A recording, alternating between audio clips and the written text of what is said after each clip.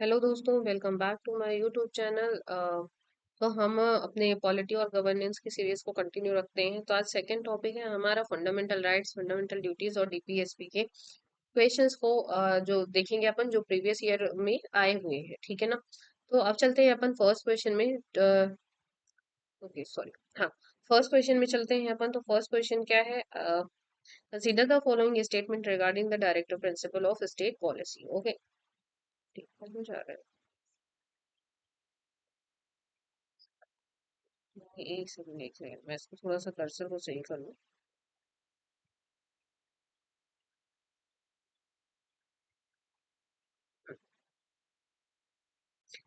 ठीक है, directive principle of state policy का देख लेते हैं अपन। तो पहला स्टेटमेंट है the principle spell out the socio economic democracy in India in country, और the provision contained in these principles are not enforceable by any court, not enforceable by any court. Okay, तो पहला है क्या, ये socio economic democracy in India, इस चीज का ये फैलाता है, स्पेल करता है। और दूसरा है कि ये प्रिंसिपल जो तो इन्फोर्सेबल नहीं है किसी कोर्ट के द्वारा। इसमें से बताना है which one are the correct answer.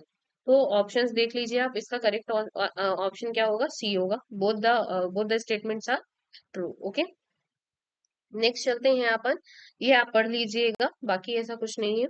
ठीक है, नेक्स्ट चलते हैं अपन, इसके गोल्स और नॉन जस्टिसेबल राइट्स देख लेते हैं क्या क्या है डायरेक्टिव प्रिंसिपल्स के।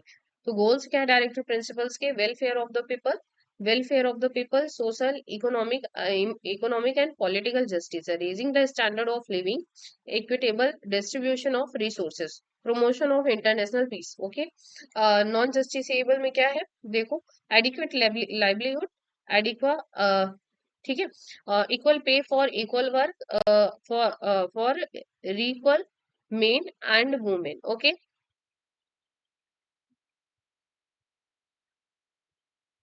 For equal men and women. Next है right against economic exploitation, right to work, early childhood care and education to children below age of 6। Okay, age of 6।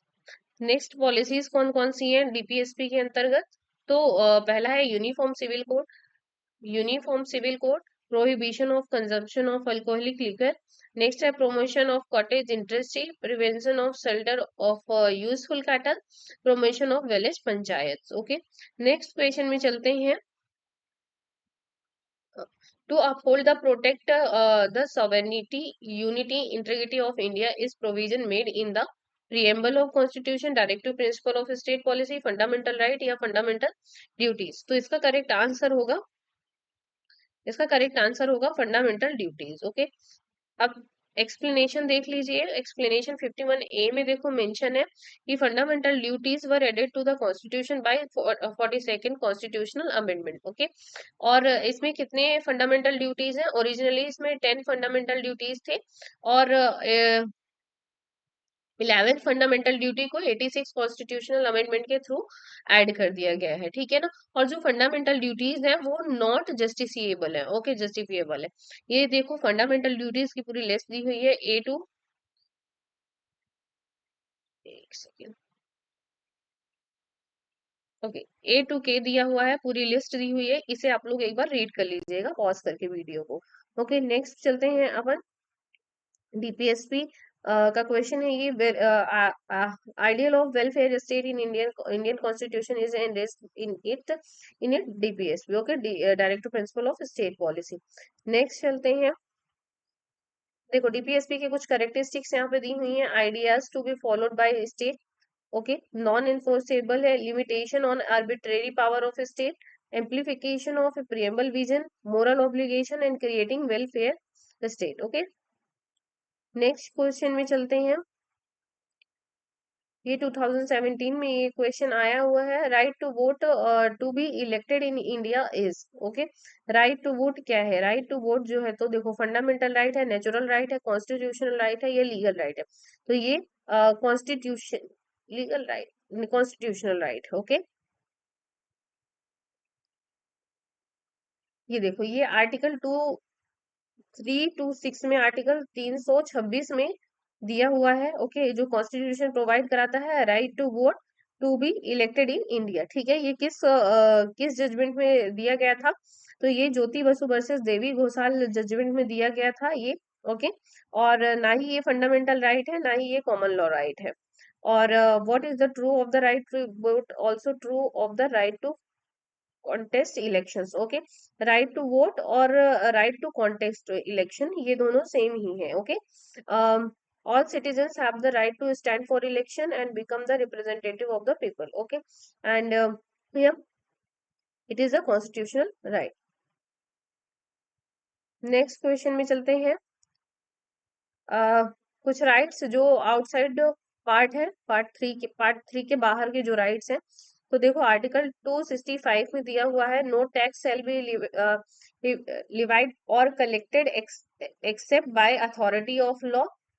कोई भी टैक्स नहीं लिया जा सकता है, सिर्फ और सिर्फ अथॉरिटी ऑफ लॉ के द्वारा ही ये किया जा सकता है। और आर्टिकल 300A, तो इसमें क्या लिखा है कि किसी भी व्यक्ति को जो है तो उसकी प्रॉपर्टी से डिप्राइव नहीं किया जा सकता है, ये सिर्फ और सिर्फ जो है तो अथॉरिटी ऑफ लॉ के द्वारा ही किया जा सकता है। ठीक है ना? तो ये आर्टिकल 44 में कॉन्स्टिट्यूशनल मतलब 44th कॉन्स्टिट्यूशनल अमेंडमेंट एक्ट में इसको अबॉलिश कर दिया गया है, राइट टू प्रॉपर्टी को। ये पहले एज अ फंडामेंटल राइट इसको रखा गया था। ठीक है ना? जो कि 19(1)(f) में मेंशन था, एंड आर्टिकल 31 में भी मेंशन था। इंस्टीड आर्टिकल और यहाँ से इसको हटाकर कहाँ पे इंसर्ट किया गया है? आर्टिकल 300A पे इंसर्ट कर दिया गया है और इसे एक लीगल राइट बना दिया गया है। आर्टिकल 301 में चलते हैं, तो ये क्या क्या दिया है यहाँ पे? ट्रेड, कॉमर्स और intercourse through out the territory of India shall be free. Okay, next है 326। तो इसमें क्या है? Election of Lok Sabha and state legislative assembly shall be on the basis of adult suffrage. Okay, next चलते हैं अपन क्वेश्चन नंबर ये ठीक है, ये 2021 में आया हुआ है। What is the position of right to property in India? देखो अभी हम लोगों ने देखा ये क्या बन चुका है, ये लीगल राइट बन चुका है। ठीक है ना? तो लीगल राइट नहीं, एनी पर्सन नहीं, सिटीजन ओनली है। ओके, तो इसका ए होगा आंसर। नेक्स्ट चलते हैं अपन, which of the following are investigated by the right against exploitation in constitution of India. Okay, पहला है prohibition of trafficking in human beings and force labour, abolition of untouchability, protection of interest of minorities, prohibition of employment of children in factories and mines. Okay, तो इसमें बताना है select the correct code answer using. Okay, तो इसमें बताना है right to against exploitation के अंतर्गत कौन कौन सी चीजें आती हैं। तो देखो पहला है ट्रैफिक इन ह्यूमन, बिल्कुल ये सही है। अबोलिशन ऑफ अनटचेबिलिटी ये भी इसके अंतर्गत आता है। इंटरेस्ट ऑफ माइनॉरिटीज ये शायद इसमें नहीं आता है, और जो 4 है ये भी आता है। तो इसका करेक्ट आंसर क्या हो जाएगा? 1 2 4 हो जाएगा। ठीक है, देखते हैं अपन। नहीं, 1 4 है, 2 नहीं है। ओके, तो अबोलिशन ऑफ अनटचेबिलिटी, अच्छा ये जो है तो पहले ही फंडामेंटल में आ जाता है, राइट टू इक्वलिटी में आ जाता है, सॉरी, राइट टू इक्वलिटी के अंतर्गत आ जाता है ये। आर्टिकल कौन सा है? आर्टिकल 17 है, सॉरी। ओके, नेक्स्ट चलते हैं अपन। ये अगर आप लोगों को देखना है तो ये आप लोग एक बार रीड कर लीजिएगा पॉज करके वीडियो को। ओके, देखो आर्टिकल 23 में क्या दिया हुआ है? इसमें दिया हुआ है prohibition of trafficking in human being and force labour. Article 24 में क्या है? Employment, prohibition of employment of children in factories. Okay, अब चलते हैं नेक्स्ट क्वेश्चन में। Right to privacy is protected as the intrinsic part of right to life and personal liberty, which of the following is constitution of India correctly and appropriately imply and above statement. Okay, तो इसमें देखो देखो यहाँ पे एक आपको इसी में हिंट दे दिया गया है, right to life. Right to life किस में दिया हुआ है? किस आर्टिकल में? 21 में दिया गया है। ठीक है ना? और ये क्या है? ये फंडामेंटल राइट है। फंडामेंटल राइट है तो ये कौन से पार्ट में है? पार्ट 3 में है। ओके, पार्ट 3 में है ये। देख लीजिए यहाँ पे मेंशन ही है, ये ऑप्शन नंबर 3 है, article 21 and the freedom guarantee in the part 3। Okay, तो इसका करेक्ट आंसर क्या हो जाएगा? सी हो जाएगा। नेक्स्ट चलते हैं, which article of the constitution of India safeguard one's right to marry person. Okay, तो ये भी राइट टू लाइफ के अंतर्गत आता है, तो आर्टिकल 21 हो जाएगा। नेक्स्ट चलते हैं, 2020 का ये क्वेश्चन है, which of the following is category of the fundamental right incorporated protection against the untouchability as form of discrimination, तो ये किस में आता है, ये राइट टू इक्वलिटी में आता है। ओके, नेक्स्ट चलते हैं राइट टू प्राइवेसी, ये भी राइट टू लाइफ में ही क्या है, राइट टू लाइफ के ही अंतर्गत आता है। ओके, और ये कौन से केस में राइट टू प्राइवेसी को मतलब दिया गया है, तो ये पुट्टास्वामी केस था 2017 का, उसमें राइट टू प्राइवेसी को ऐड किया गया है, ठीक है ना।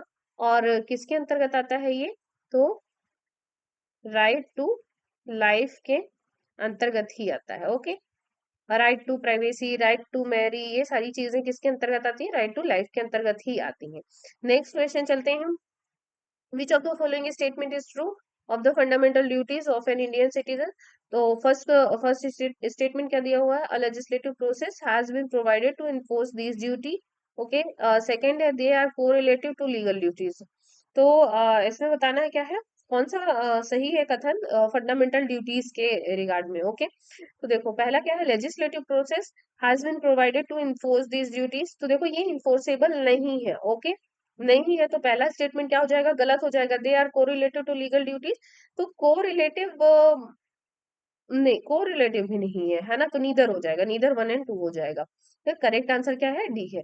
नेक्स्ट चलते हैं, देखो ये एक्सप्लेनेशन दिया हुआ है, जहां पे भी मुझे ऐसा लगेगा कि वो डिस्कस करने लायक है तो मैं वहां पे जरूर करूंगी, जहां पे मुझे नहीं लग रहा है वो मैं स्किप कर रही हूँ, जिससे वीडियो ज्यादा लंबा ना हो। अगर आप लोगों को ऐसा लगता है तो प्लीज एक बार पॉज करके इसको जरूर रीड कर लीजिएगा, ठीक है। नेक्स्ट क्वेश्चन में चलते हैं यहाँ पर, in the context of India which one of the following is correct relationship between rights and duties. Okay, rights are correlative with duties, rights are personal and hence independent of society and duties, rights not duties are important for the advancement of the personality of citizen, duties not rights are important for the stability of state। देखो तो stability of state के लिए बिल्कुल rights important है ना।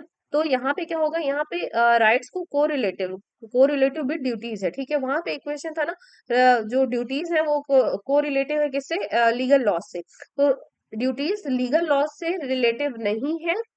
Okay, को relative नहीं है। एक सेकेंड में इसको अच्छे से लिख देती हूँ। ओके, लीगल लॉ से कोरिलेट नहीं करता है, ठीक है ना।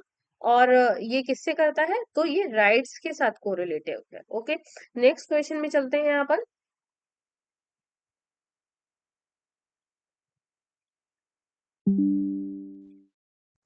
एक सेकेंड।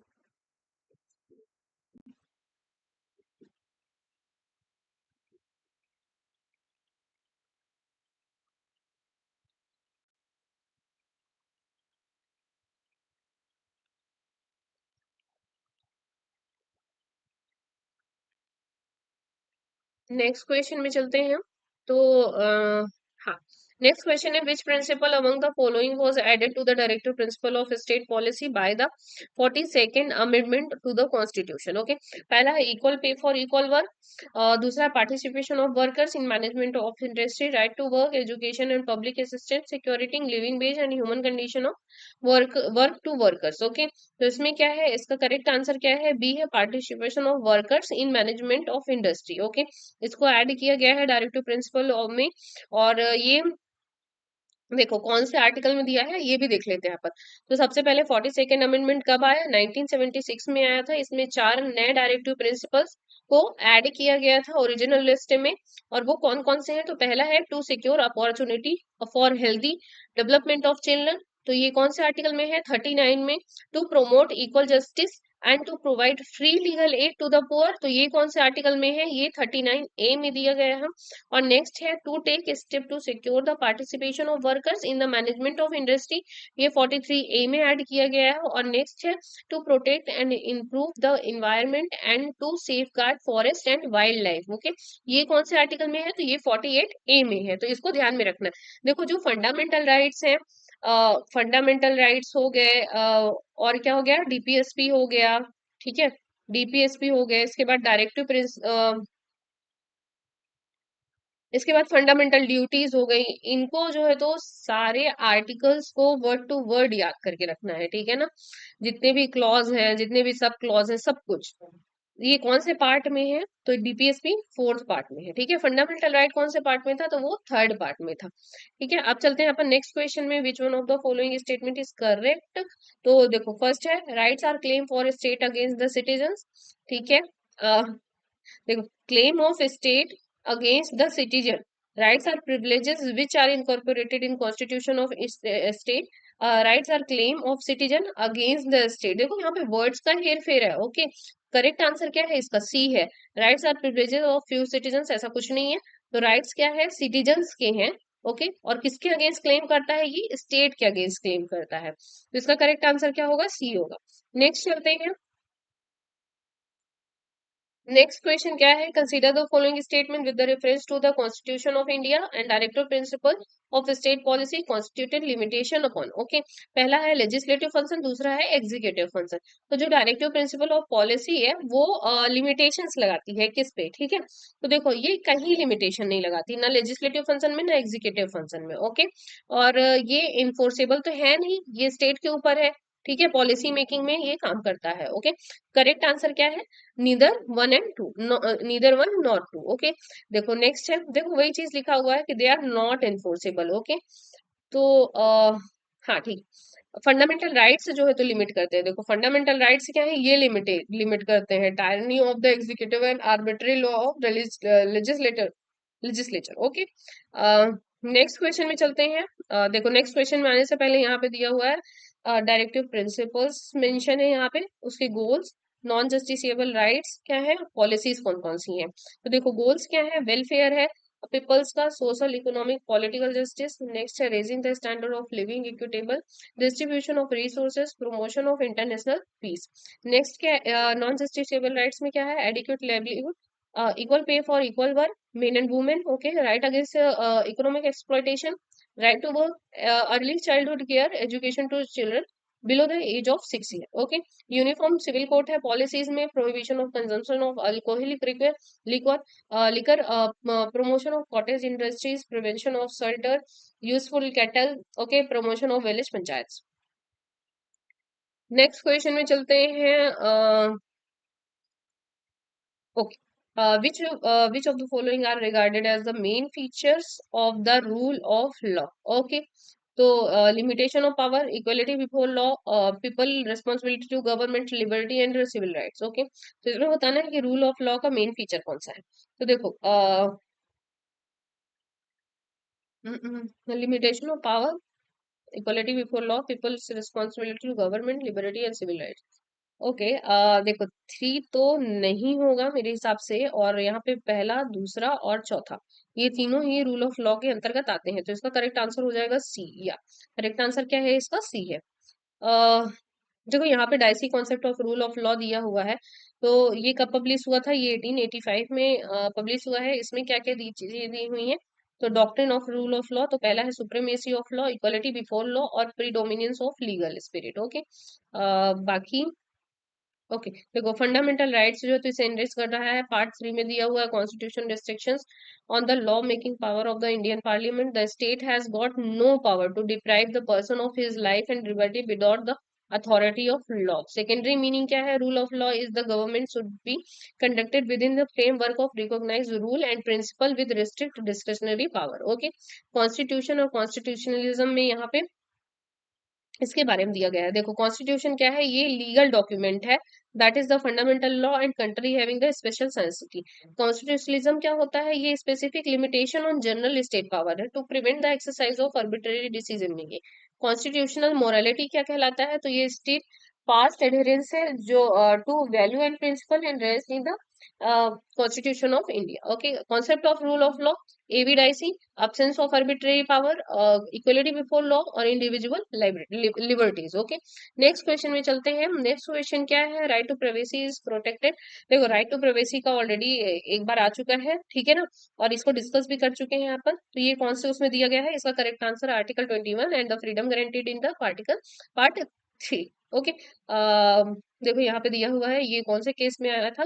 तो KS Puttaswamy versus other and other versus union of India, ठीक है ना। यहाँ पे राइट टू प्राइवेसी को इंटीग्रल पार्ट बनाया गया है, किसका? राइट टू लाइफ का, right to life and personal liberty का गारंटी किया गया है, कौन से आर्टिकल में? 21 में। ओके, देख लो यहाँ पे एक आर्टिकल 21 का दिया हुआ है, राइट टू लाइवलीहुड दिया है। फिर इसके बाद ये जाता है तो क्या है, पहला राइट टू पोल्यूशन और फ्री इन्वायरमेंट को इसमें इसके अंतर्गत लेके आया गया। ये कौन से केस में था, तो Subhash Kumar versus state of Bihar 1991 में। फिर उसके बाद राइट टू प्राइवेसी को ऐड किया गया 2017 में, पुट्टास्वामी केस था। Right to free education up to 14 year of age. फिर राइट टू हेल्थ को भी ऐड किया गया, राइट टू शेल्टर हो गया, right to free legal aid है, राइट टू इंफॉर्मेशन है, राइट टू इलेक्ट्रिसिटी है। ओके, ये सारी चीजें आर्टिकल 21 के अंतर्गत आती हैं। Sorry, okay.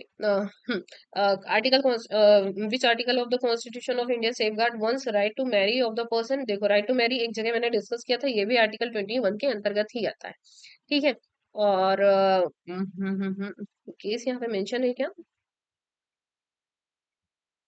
Supreme court said, okay, ये order of the Kerala high court, अच्छा केरला हाई कोर्ट के ऑर्डर को इन्होंने नल करते हुए ये सुप्रीम कोर्ट ने ऑर्डर दिया था। ठीक है ना। ठीक है, नेक्स्ट क्वेश्चन में चलते हैं। Which part of the constitution of India declare the India ideal of welfare state. तो वेलफेयर स्टेट का क्या है, directive principle of state policy. Next चलते हैं हम।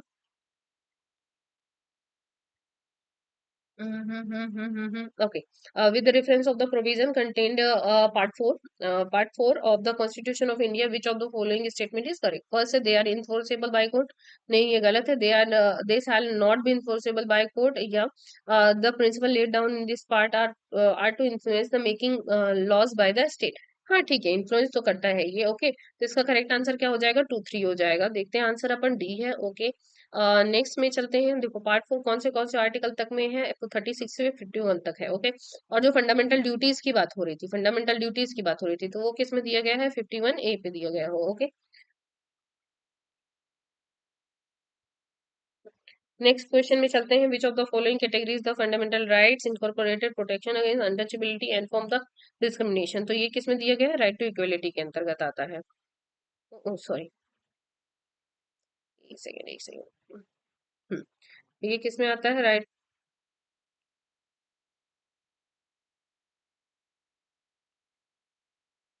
देखो, ये रहा right to equality, article 14 to 18 दिया गया है। 14 में क्या है, all citizens enjoy equal privileges and opportunities. 15 में क्या है कि state shall not discriminate against any citizen on the ground only religion race caste sex place of birth. Article 16 में क्या है कि no citizen can be discriminated against और eligible for any employment of office under the state on the ground of only religion race caste sex descent place of birth और residence. Okay, 17 में क्या है, untouchability दिया हुआ है, और any form, okay, practice in any form.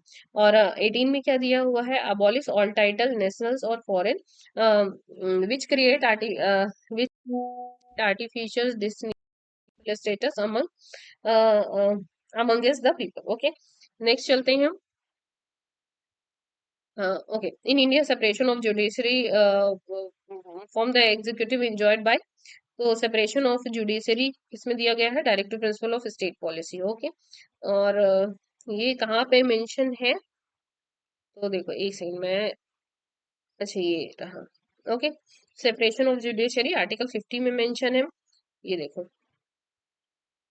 ठीक है, अब यहाँ पे देख लो क्या क्या चीजें हैं। और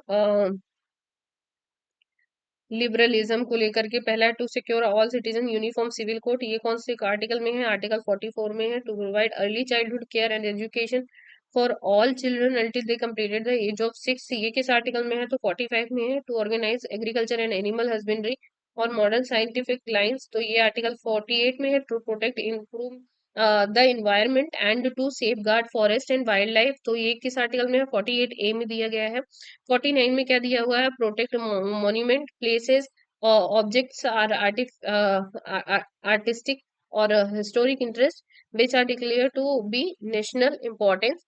और 51 में क्या दिया हुआ है, 51 में है to promote international peace and security and maintain just honourable relation between the nations to forest. देखो, ये इंटरनेशनल पीस की बात कर रहा है। ठीक है ना, टू प्रोमोट इंटरनेशनल पीस, आप इतना भी याद कर लोगे तो इनफ है। सब पूरा वर्ड टू वर्ड यहाँ पे याद करने की जरूरत नहीं है। नेक्स्ट क्वेश्चन में चलते हैं। Next question, okay. Other than the fundamental right, which of the following part of the Constitution reflect the principle and provision of Universal Declaration of Human Rights? Okay. तो देखो, प्रियम्बल हो गया, directive principle of state policy, fundamental duty, all होगा इसका answer. Okay, all है। Next चलते हैं हम।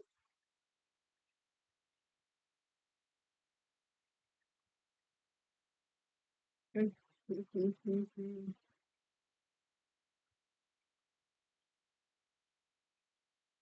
ठीक है, ये देख लीजिएगा अगर आप लोगों को जरूरी लगे तो, वैसे एक बार रीड जरूर कर लीजिएगा। ओके, नेक्स्ट चलते हैं।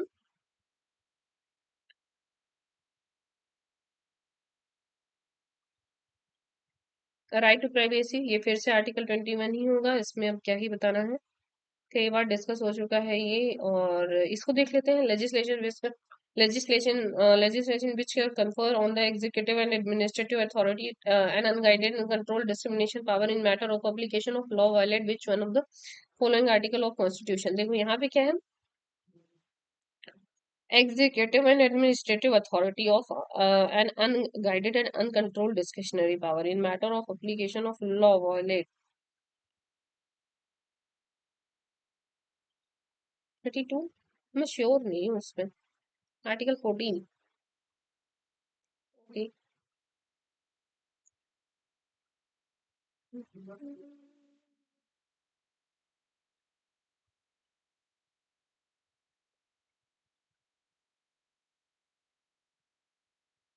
हम्म, ओके ओके। देखो, आर्टिकल 14 क्या इंश्योर करता है कि सभी सिटीजन्स को इक्वल इक्वल ट्रीटमेंट मिले, ठीक है ना, किसी भी बेसिस पे डिस्क्रिमिनेशन नहीं होना चाहिए। और जो सेपरेशन है ये इंश्योर करता है कि there is a separation of power. Okay, किसके बीच? तीन विंग्स हैं जो हमारे, गवर्नमेंट और executive, by the by these method. Okay, तो ये फंडामेंटल राइट के थ्रू ये क्या कर रहे हैं, ये कंट्रोल कर रहे हैं, ठीक है ना। और कॉन्स्टिट्यूशन फुलफिलमेंट, ये वही डाइसी डाइसी थ्योरी लग जाती है, रूल ऑफ लॉ वाली। ओके, तो इसका मतलब क्या है कि legislation which confers on the executive or administrative authority an unguided and uncontrolled discretionary power, okay, in matter of application of law will violate rule of law prescribed in the article 14। okay,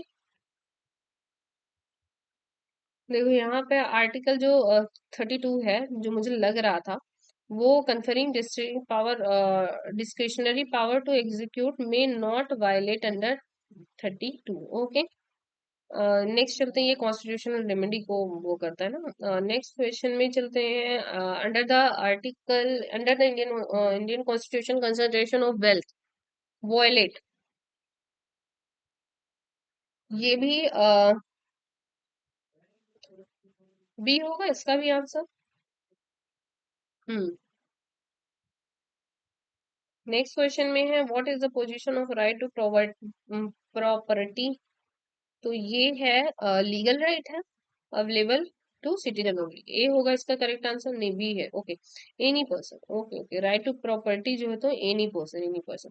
अच्छा, यहाँ पे एक चीज और आप लोगों को ध्यान में रखना है कि ऐसे कौन से राइट्स हैं, ऐसे कौन से फंडामेंटल राइट्स हैं या लीगल राइट्स हैं जो ओनली सिटीजन्स के लिए एप्लीकेबल है, ओनली सिटीजन्स के लिए, या फिर ओनली सिटीजन्स के लिए कौन से हैं, या फिर एनी पर्सन के लिए कौन से अप्लीकेबल है, ठीक है ना, तो इसमें कंफ्यूज नहीं होना है। नेक्स्ट चलते हैं अपन क्वेश्चन नंबर,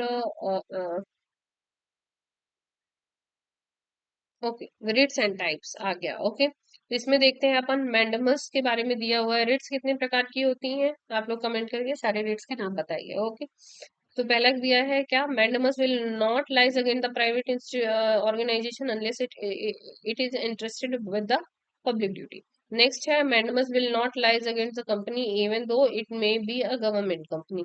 नेक्स्ट है, any public minded person can be petitioner to move the court to obtain the writ of covenant. Okay, तो इसमें करेक्ट आंसर क्या है, इसका डी होगा करेक्ट आंसर, सभी इसमें करेक्ट है, ठीक है।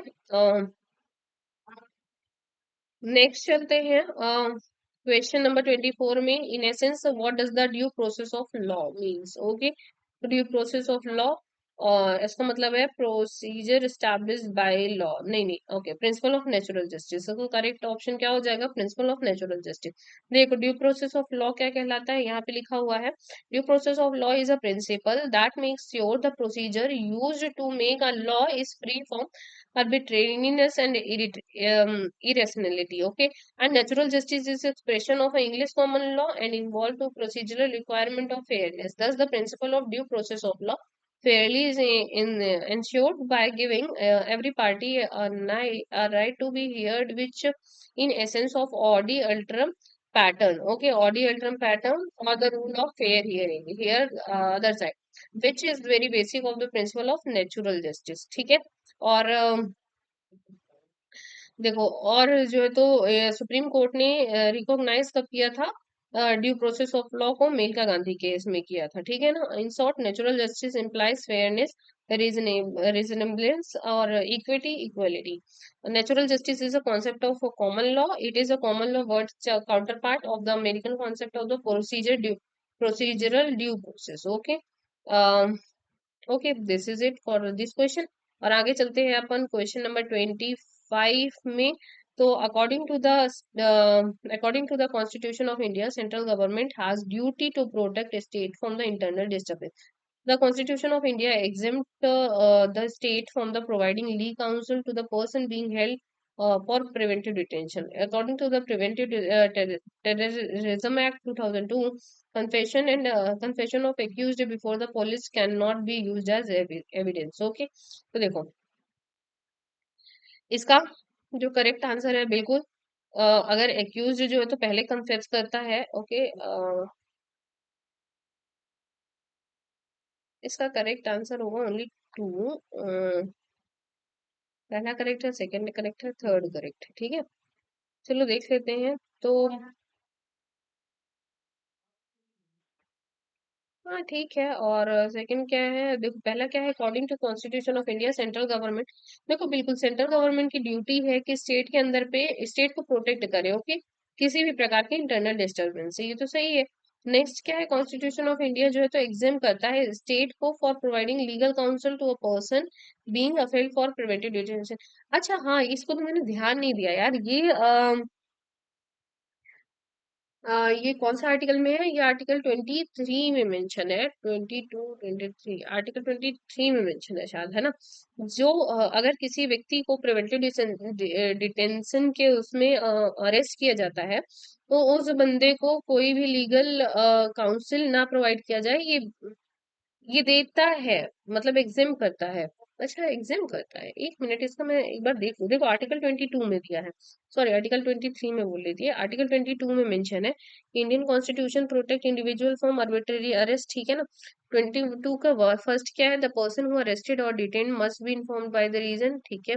24 आवर, ये तो 22 का है, 23 की बात मैं कर रही थी ना। यहाँ पे है 22 का सब क्लॉज 3 बोलता है कि Indian constitution state the provision of clause 1 and 2 do not apply to any person who is enemy alien और detained under preventive detention. Hence, it is not mandatory for state to provide legal counsel to person being held for preventive detention. लेकिन mandatory नहीं है, लेकिन exam थोड़ी करता है constitution of India.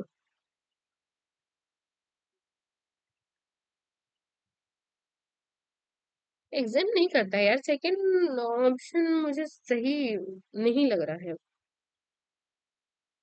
मेरे।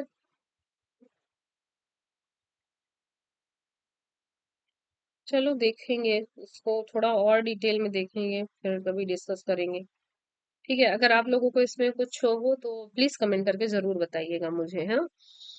कि एग्जाम तो नहीं करता है, ऐसा तो कहीं भी नहीं लिखा है कि जो कॉन्स्टिट्यूशन ऑफ इंडिया है वो एग्जाम करता है, पूरी तरह से स्टेट को हटाता है भैया कि तुम नहीं ही दे सकते हो, है ना। तो ऐसा तो वो नहीं करता है। हाँ, वो मैंडेटरी नहीं है कि वो दें ही, जैसे नॉर्मल अरेस्ट में होता है कि 24 आवर में मजिस्ट्रेट के सामने जाना है, लीगल काउंसिल प्रोवाइड करना है ना, उन्हें बताना है कि भाई तुमको क्यों अरेस्ट किया जा रहा है। तो ये सारी चीजें हैं, तो ये सब जो है तो प्रिवेंटिव डिटेंशन में नहीं होता है। बट एग्जाम्प्ट ऐसा वर्ड मैंने नहीं देखा है, तो मैं इसे जरूर एक बार देखूंगी प्लीज आप लोग नेक्स्ट चलते हैं, नेक्स्ट क्वेश्चन में चलते हैं।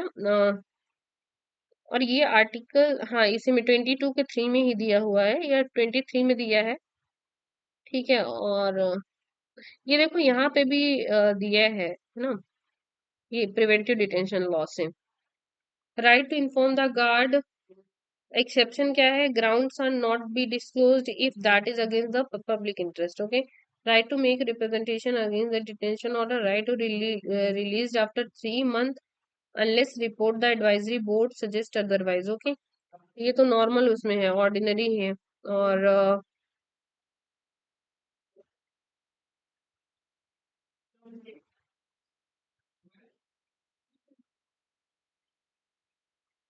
Consider the following statement, next question में चलते हैं। तो पहला स्टेटमेंट क्या है, the supreme court of India has held in some judgments that the reservation policy is made under article 16 sub clause 4, the constitution of India would be limited by article 335 for maintenance of efficiency of administration. और article 335 of the constitution of India define the term efficiency of administration. इसमें बताना है कौन सा correct है कौन सा incorrect है, ओके। तो इसका करेक्ट आंसर है सी, ओके। फर्स्ट स्टेटमेंट करेक्ट है। देखो बैकग्राउंड साउंड को अवॉइड करिएगा, आज 26 जनवरी है, सो हैप्पी गणतंत्र दिवस आप सभी लोगों को भी। और ये रोड में जो है तो रैलीज वगैरह निकल रही है गणतंत्र दिवस की, तो उसको प्लीज अवॉइड करिएगा। ओके, तो इसका करेक्ट करेक्ट आंसर क्या है, सी है। फर्स्ट स्टेटमेंट तो करेक्ट है बिल्कुल, और जो सेकंड स्टेटमेंट है वो इनकरेक्ट है, ठीक है। नेक्स्ट चलते हैं।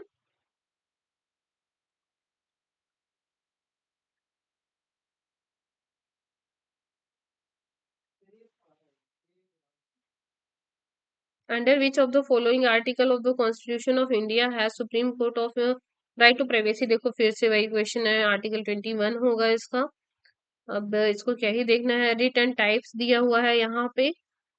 तो रिट ऑफ प्रोहिबिशन, ओके। देखो प्रोहिबिशन क्या है, is an order issued by the supreme court और हाई कोर्ट टू, ठीक है। तो देखो प्रोहिबिशन क्या कर रहा है, मतलब बाधित कर रहा है। बाधित कर रहा है, किसको बाधित किया जा रहा है, तो जो ऊपर वाले कोर्ट है, जो हायर कोर्ट्स हैं, वो लोअर कोर्ट को बाधित करेंगे। मतलब सुप्रीम कोर्ट अगर किसी चीज से रोकना चाहेगा तो वो हाई कोर्ट को रोकेगा, और हाई कोर्ट अगर रोकेगा तो वो डिस्ट्रिक्ट कोर्ट को रोकेगा, है ना, डिस्ट्रिक्ट कोर्ट को रोकेगा। डिस्ट्रिक्ट कोर्ट भी ऑर्डर दे सकता है, ठीक है। जो और छोटे कोर्ट्स होते हैं, मतलब ऐसे बनाए जाते हैं ना कि, तो लोअर कोर्ट को ये प्रोहिबिट करता है। और किससे प्रोहिबिट करेगा, तो किसी भी केस की प्रोसीडिंग को कंटिन्यू करने से प्रोहिबिट करेगा। तो इसका करेक्ट आंसर क्या हो जाएगा, सी हो जाएगा, बाकी तो ऐसा कुछ है नहीं। ठीक है, नेक्स्ट क्वेश्चन में चलते हैं। नेक्स्ट आ गया है प्रियम्बल, ओके, प्रियम्बल के क्वेश्चंस आ गए हैं। तो अब आज के लिए इतना ही, नेक्स्ट जो उसमें देखेंगे अपन प्रियम्बल से related questions. So yeah thank you so much for watching my video, please like share subscribe my YouTube channel and also press the bell icon for next notification. Thank you so much, thank you so much for watching. Have a good day guys, thank you so much, bye bye.